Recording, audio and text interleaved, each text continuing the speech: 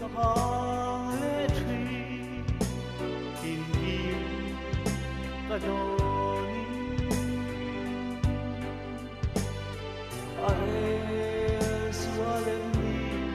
chung kwanu hian lung lam ka va chu lung lo ru ma chu van ui achi tua ra har kan wai achi zauta chu ki ma le lai ni te au kir thei chẳng si lo o kan kamai em che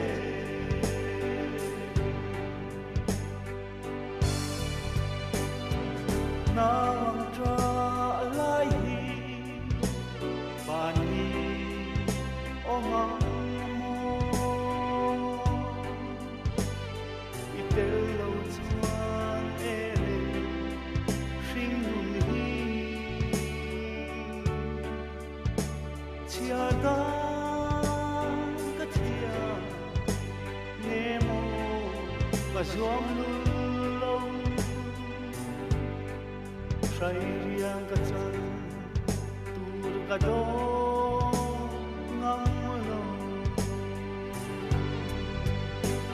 wai a thia zo ta chu ki ma le lai ni te au kir thei chẳng si lo o kan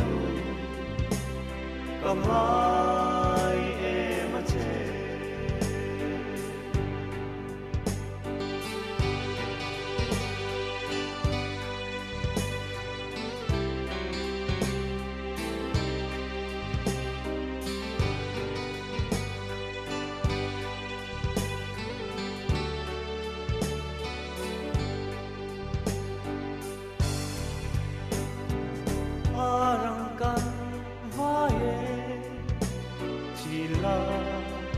say lên tê ngày nay rèn hi căn ba lòng chê tu na chúa nát na cái tua to lo vi em thọ na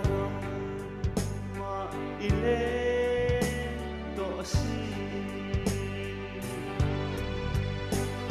why athi zauta chu ki ma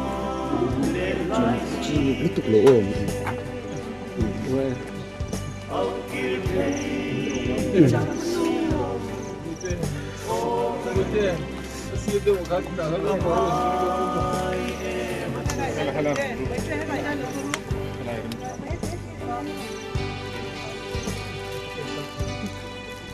ta nắm vui nó program cần cho năng anh kiếm thì thầy phát hiện xuân thế cần u nau thà rau hi la cả lâu rồi thì ta số vài gần alpa số Krista zara satuan nun nó chẳng tu ra hồ lệ nó bấy xây chú nghiêng lâu có ba chữ ta đinh nó đặc xa chú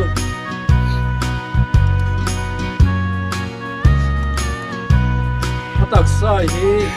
lấy chú mà lấy chú lấy với một chú với một ta cần ta đi kan om na lấy in he chiat ma sala wa na in ta sat lo satua om tu patian na ta kan chu kan nei ti kan ka sia in ba da tang in ro ti te dal pa ti te chu an ne na to lam an pore me te chu an so so to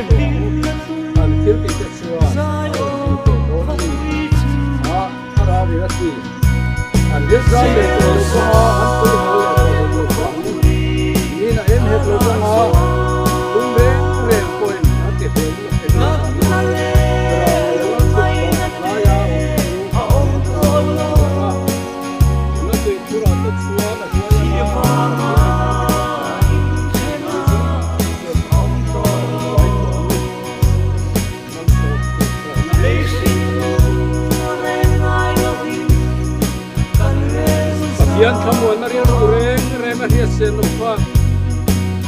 thiên lung leng ngày cuối nó tiếp tục đi coi suốt suốt biển sực sực cái đó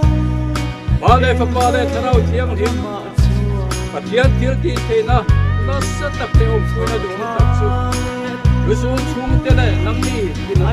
mà đi không gì mà thiêng nó là lên sa tuôn thành in lùm rồi đổ xe chắc là đi ok ông bây giờ yên luôn